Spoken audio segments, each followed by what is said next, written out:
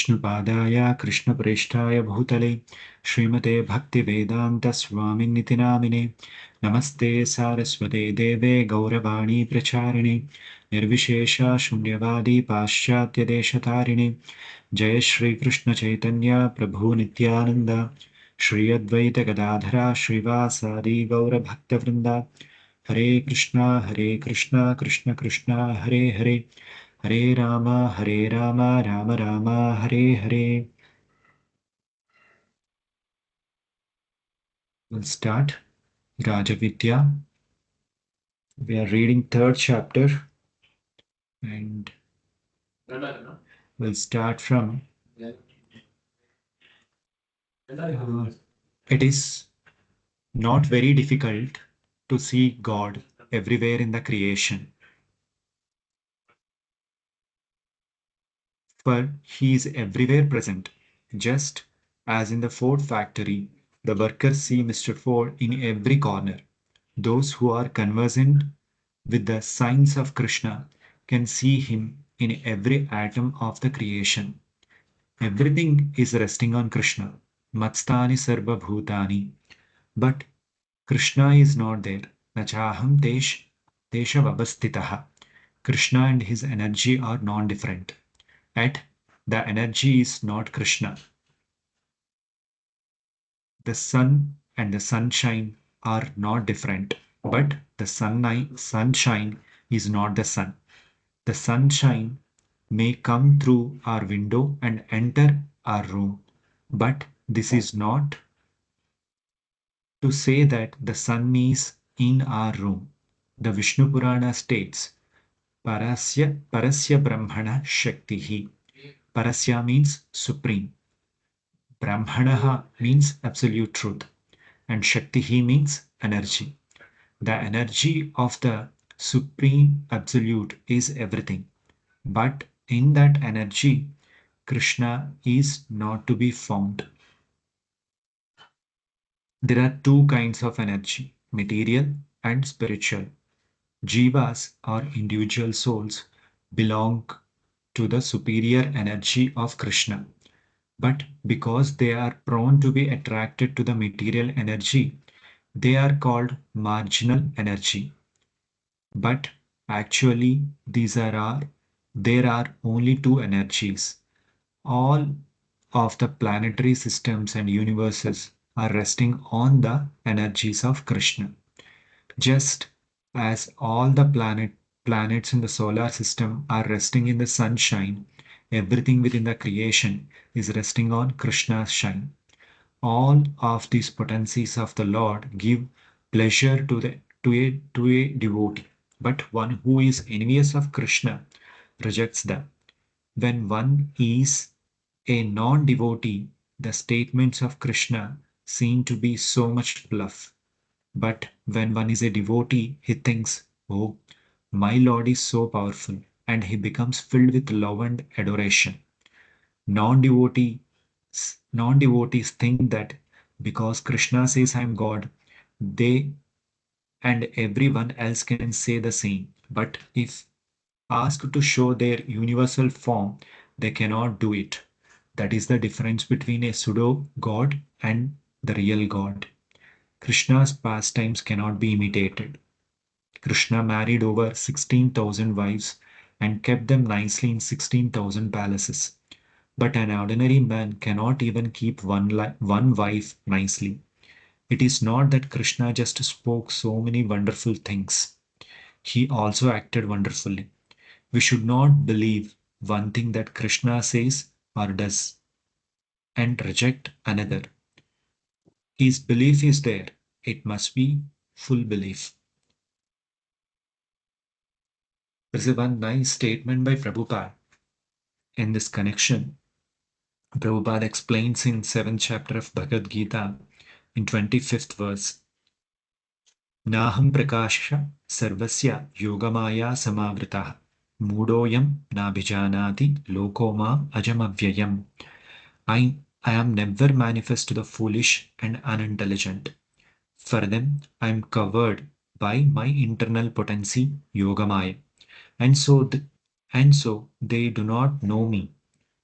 who am unborn and infallible. The Lord always, Prabhupada says further, the Lord always reserves the right of not being exposed to everyone. The devotees, however, are always engaged in the service of the Lord, serving with the tongue by chanting the Hare Krishna mantra and tasting Mahaprasad. Gradually, the sincere devotee pleases the Supreme Personality of Godhead, and the Supreme Lord reveals Himself. One cannot see the Supreme Lord by making personal efforts. Rather, when the Lord is pleased by the service of a devotee, He reveals Himself. Actually, Prabhupada is very clearly explaining that if one actually want to see Krishna, we should act in a such a way that he reveals himself to us. Even there is a quote by Srila Bhakti Siddhanta Saraswati Thakur. We should never try to see Krishna. We should work in such a way that Krishna will reveal to us. So Prabhupada very clearly is telling that a devotee should be sincere and serious about the service. And the service starts from chanting Hare Krishna Mahamantra. So we should show our sincerity and seriousness when we are chanting Hare Krishna mantra. It should not be just mechanical japa. Several times Srimad Pandit Prabhu says no. So when we are chanting, we should chant with faith. Why? Because chanting is the only method which is prescribed in this Kali Yuga. It will make understand Krishna. Not only that, it will help us to see Krishna face to face. So we should sincere and serious while chanting Hare Krishna mantra. Why? Because we are dealing with Supreme Personality of Godhead. So that's why we should be very respectful, very faithful, and very sincere and serious while chanting Hare Krishna mantra. Next, what Prabhupada is telling. In this regard, there is a story of Narada Muni, who was once asked by a Brahmana, "Oh, you are going to meet the Lord? Will you please ask him when I am going to get my salvation?" All right, Narada agreed. I shall ask him. As Narada proceeded, he met a cobbler who was sitting under a tree mending shoes. And the cobbler similarly asked Narada, "Oh, you are going to see God? Will you please inquire of him when my salvation will come?" When Narada Muni went to the Vaikuntha planets, he fulfilled their request and asked Narayana, God, about the salvation of the Brahmana and the cobbler. And Narayana replied, "After leaving this body, the cobbler shall come here to me." "What about the Brahmana?"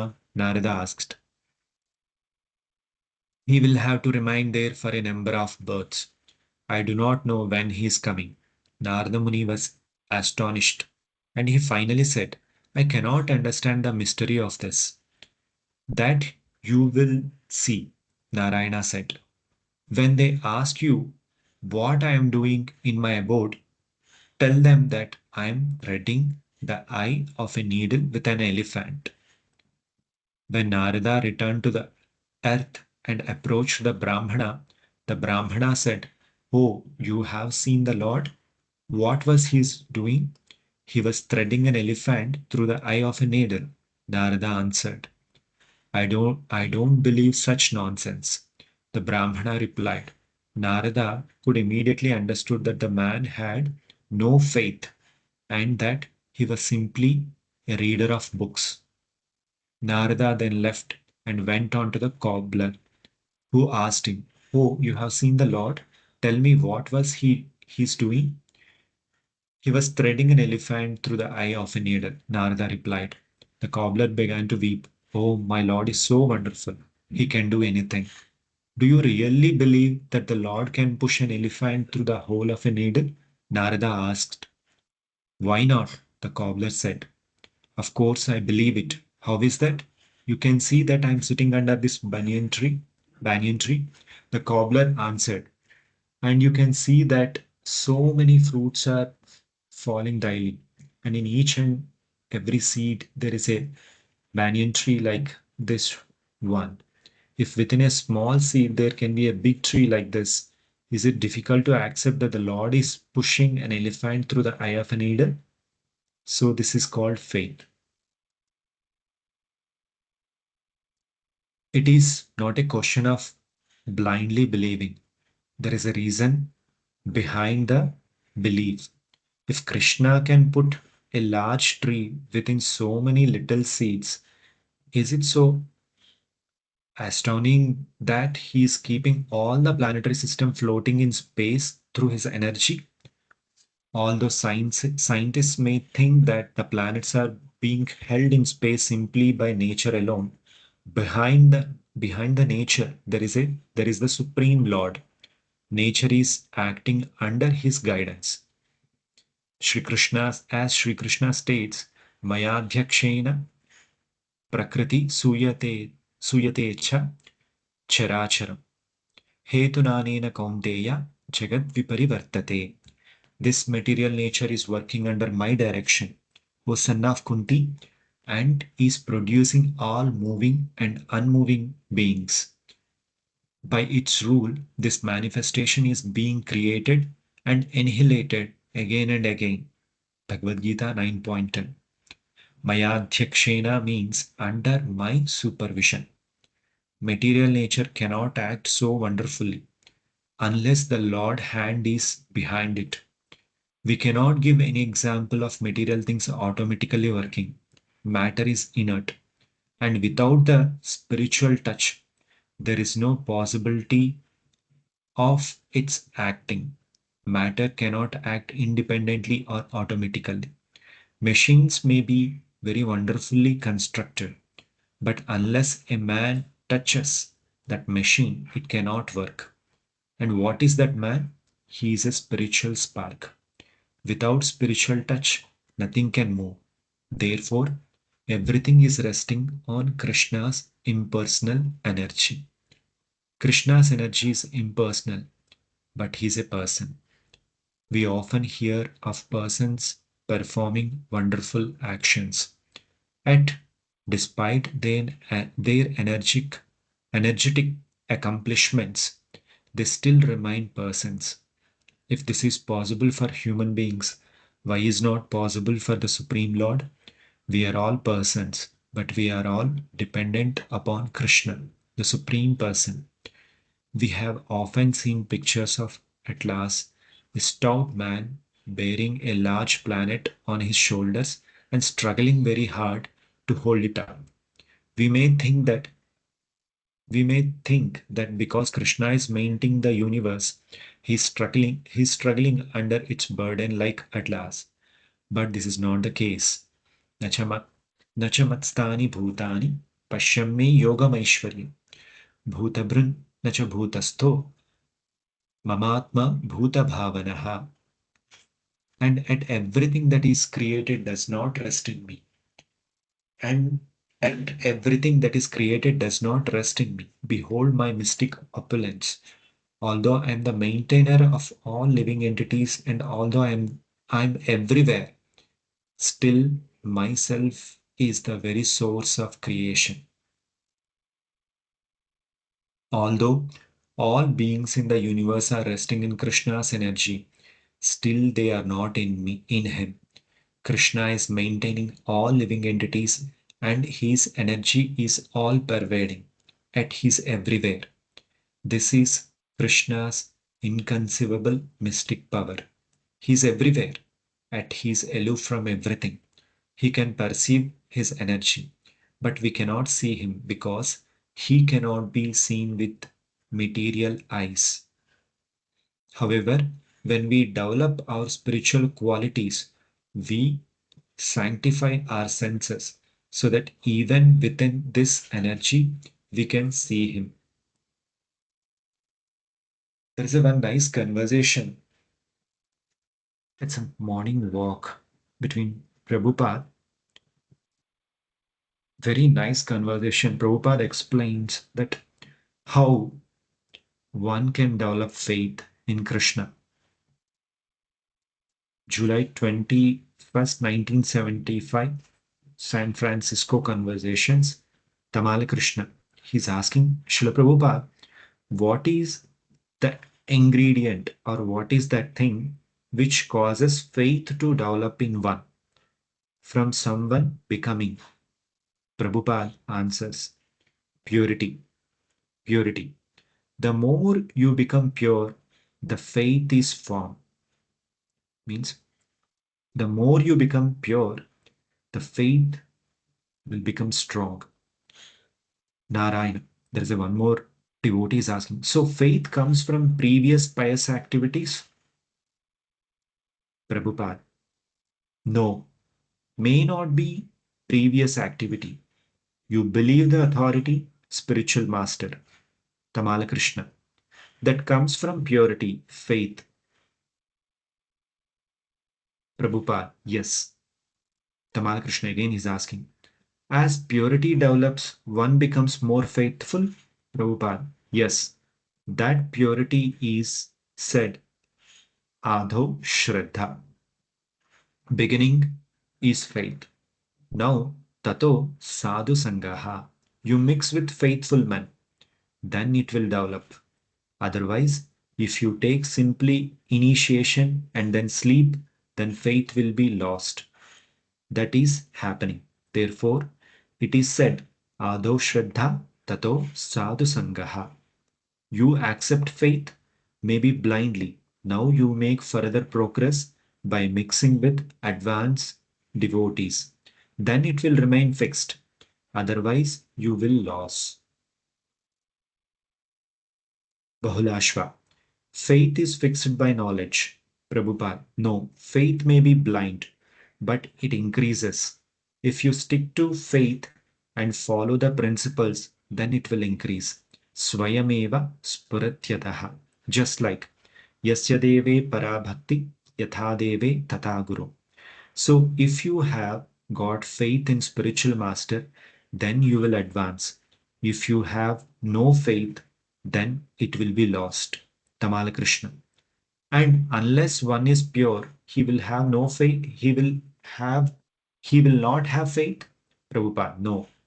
Paramahamsa, another disciple is asking, is it not? It is also like a child. Prabhupada, yes, yes. Everyone is child. So the father says, do this, that's all. Like write A. He does not know what is A. But the father says, you write like this. That will increase his education. Paramahamsa. But does not it come first because of trust?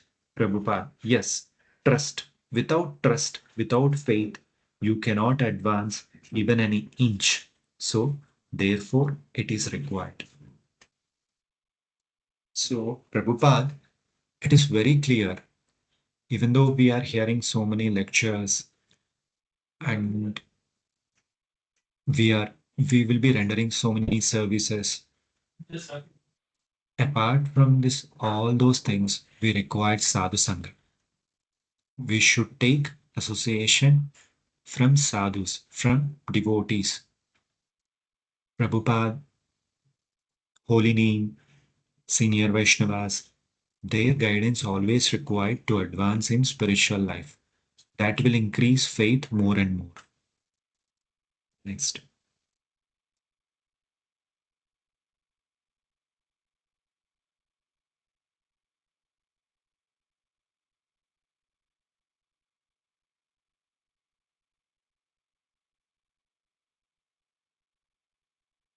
We can perceive his energy, but we cannot see him because we cannot be seen with material eyes. However, when we develop our spiritual qualities, we sanctify our senses so that even within this energy, we can see him. Electricity, for instance, is everywhere. An electrician is capable of utilizing it. Similarly, the energy of Supreme Lord is everywhere. And when we become transcendentally situated, we can see God eye to eye everywhere. That spiritualization of the senses is possible through devotional service and love of God. The Lord is all pervading all over the universe and is within the soul, the heart, water, air, everywhere.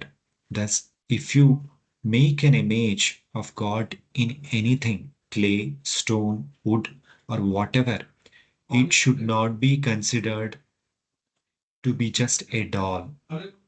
That also is God. If you have sufficient devotion, the image will also speak to us. God is everywhere impersonally. Mayatatam idam sarvam. But we make his personal form from anything, or if you create an image of God within us, of God within ourselves, he will be present personally for us. In the Shastras, there are 8 kinds of images recommended, and any kind of image can be worshipped because God is everywhere. One may protest and ask, why should God be worshipped in images and not in his original spiritual form? The answer is that we cannot see God immediately in his spiritual form with our material eyes. We can only see stone, earth, wood, something tangible.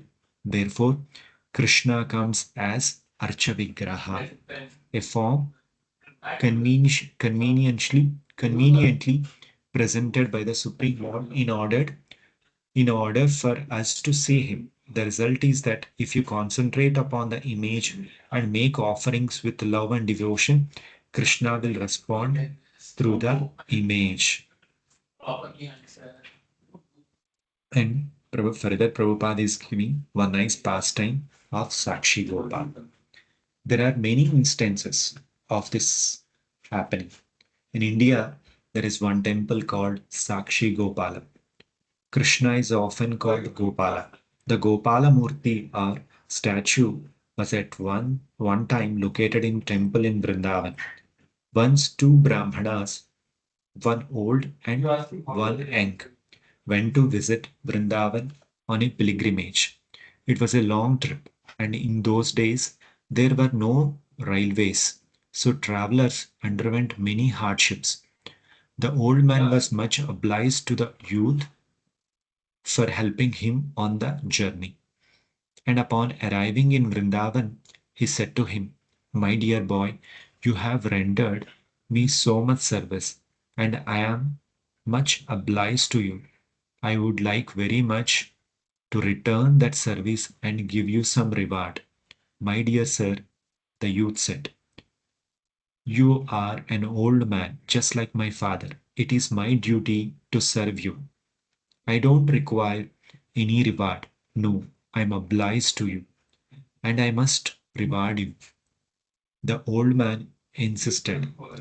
He then promised to give the young man his young daughter in marriage.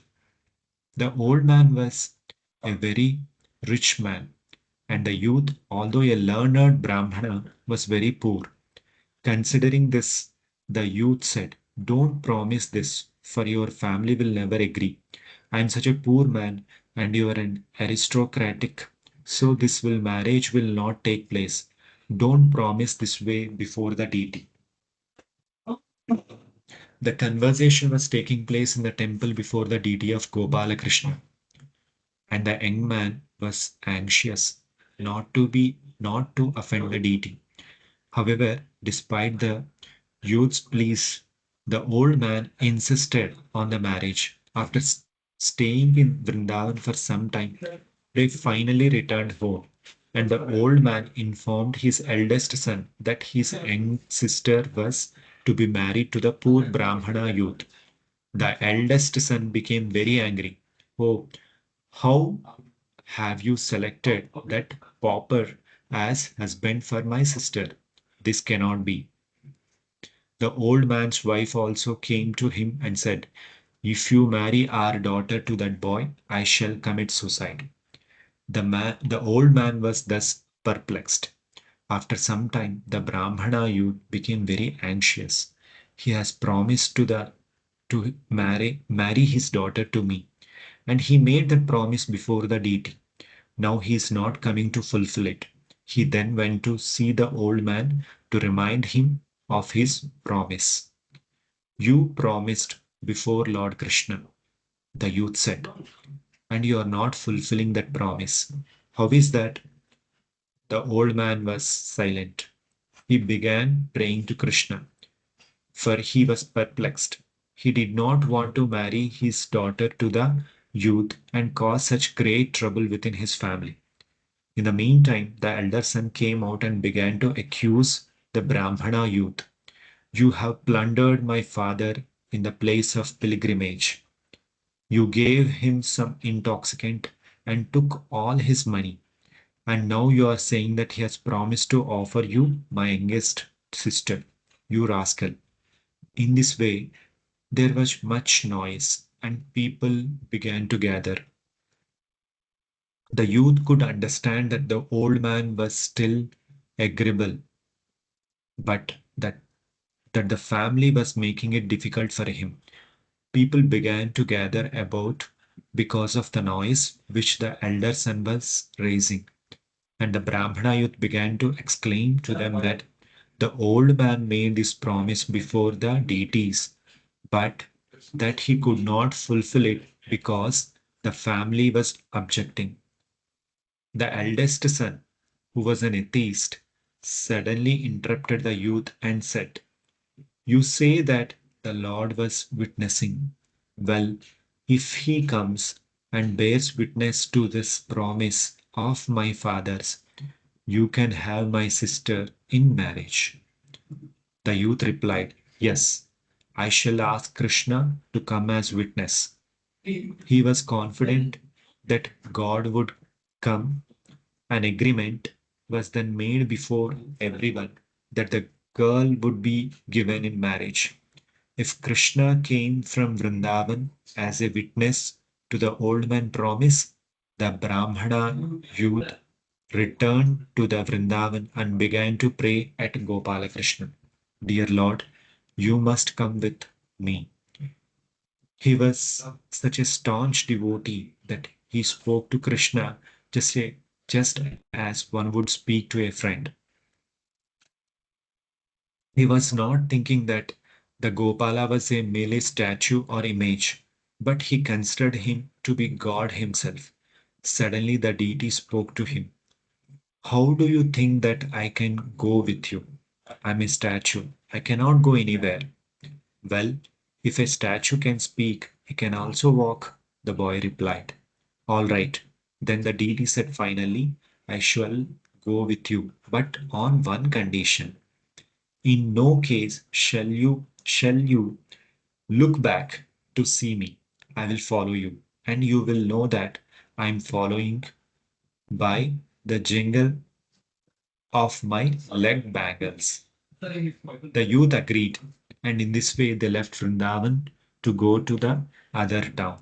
When the trip was nearly over, just as they were about to enter his home village, the youth could no longer hear the sound of the bangles, and he began to fear.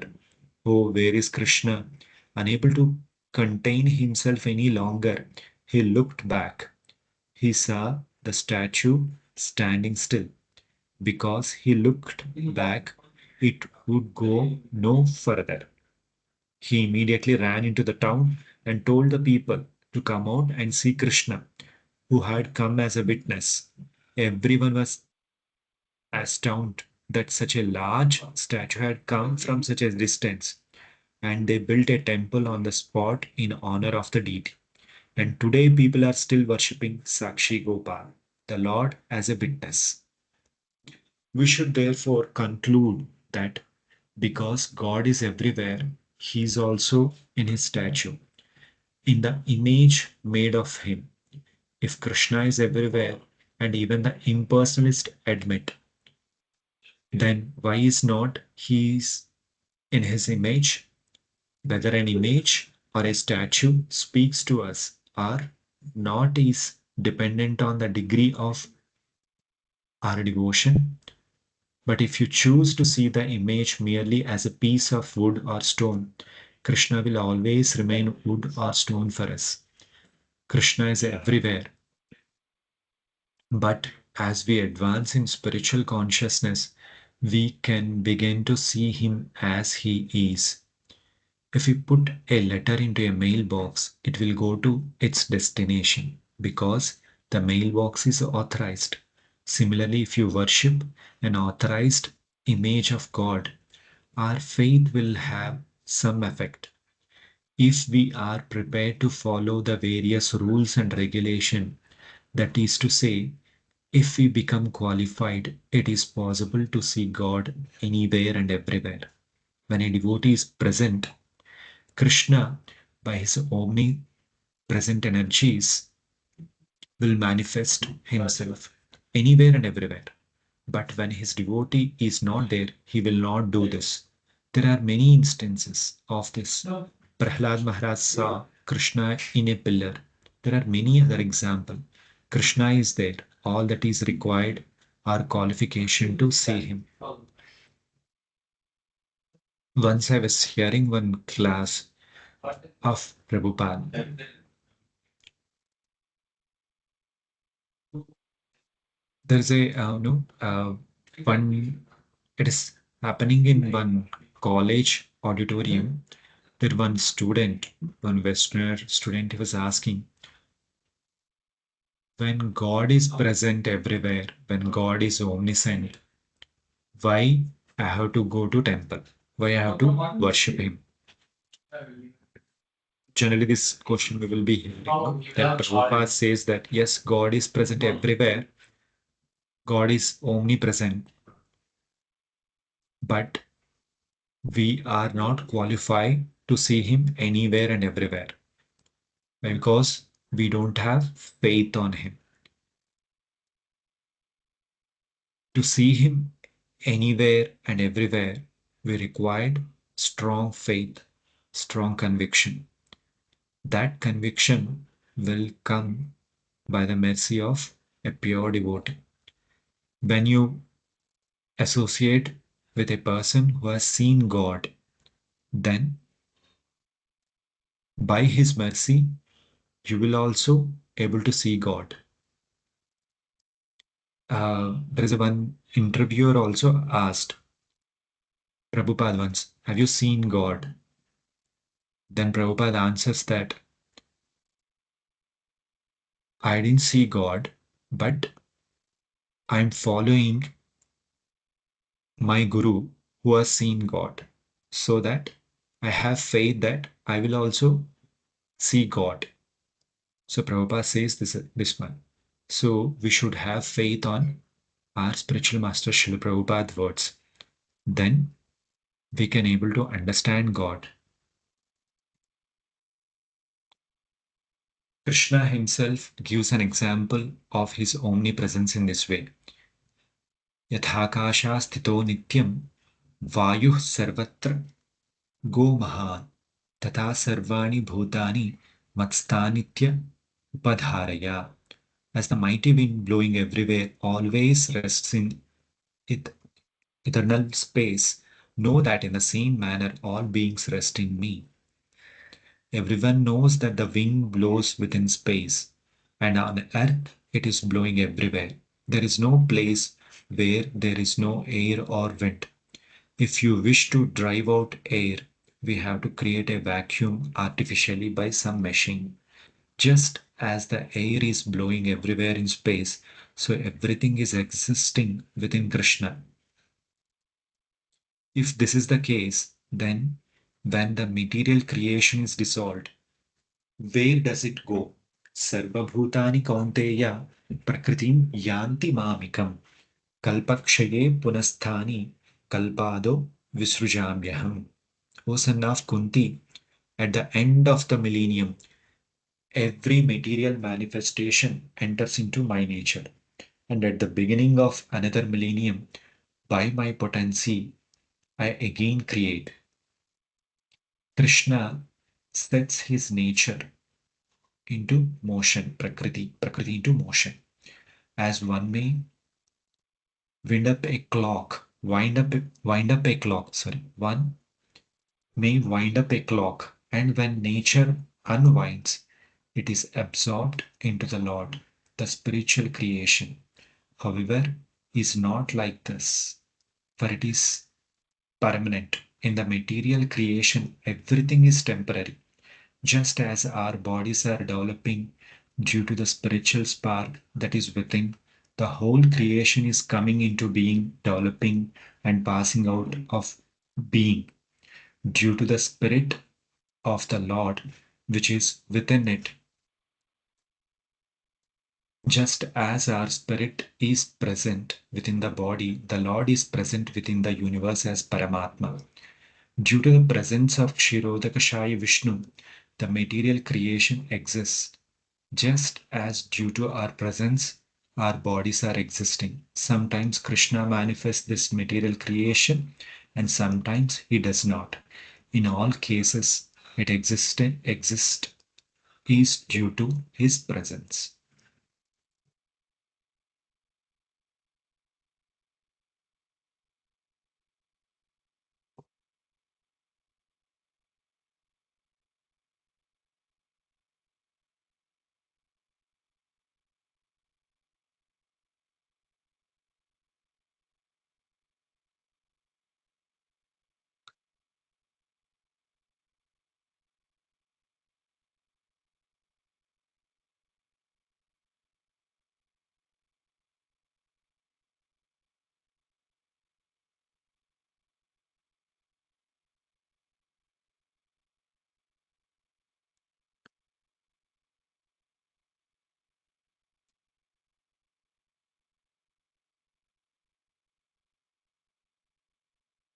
There is one nice quote by Prabhupada.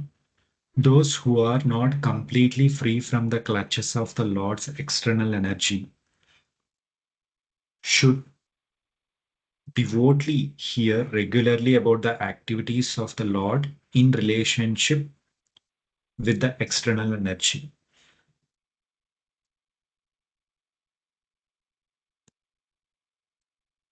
Prabhupada says that the faith develops by association, and that association starts with chanting Hare Krishna mantra. Hare Krishna mantra, when we chant, Prabhupada says that we should chant with faith, we should chant with sincerity, we should chant with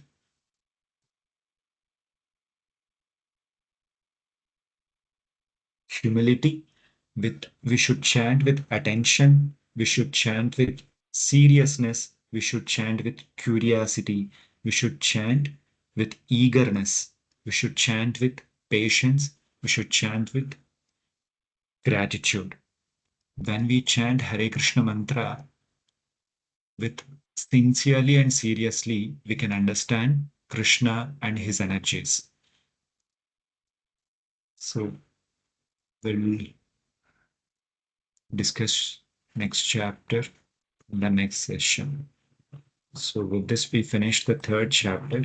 So next session, we'll start with fourth chapter, knowledge by way of the Mahatmas, great souls. Stop here. Shri Prabhupada ki jai.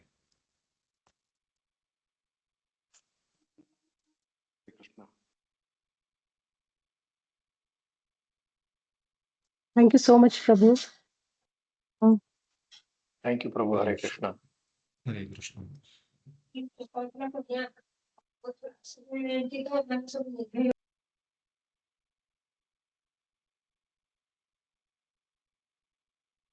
Thank you, Prabhuji. Hare Krishna. Hare Krishna.